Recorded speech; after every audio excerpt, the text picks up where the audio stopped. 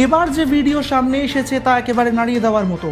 নয়রাতে ব্যবচ্ছেদের ঘর অর্থাৎ postmortem room, সেখানে এক মহিলাকে ধর্ষণ করার চেষ্টা করা হচ্ছে। এক ব্যক্তি সেই মহিলার উপরে বলপ্রয়োগ করছেন এবং অন্য এক ব্যক্তি সেই ভিডিও রেকর্ডিং করতে ব্যস্ত। আর এই ভিডিও এবার এক্স হ্যান্ডেলে শেয়ার করেছেন তৃণমূলের নীলাঞ্জন দাস।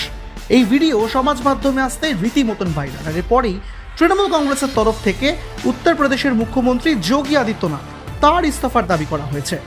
ভিডিওর সত্যতা যাচাই করেনি এক ঝলকে মিডিয়া। নয়রাতে ব্যবচ্ছেদের ঘর অর্থাৎ পোস্টমর্টেম রুম, সেখানে এক মহিলাকে ধর্ষণ করার চেষ্টা করা হচ্ছে।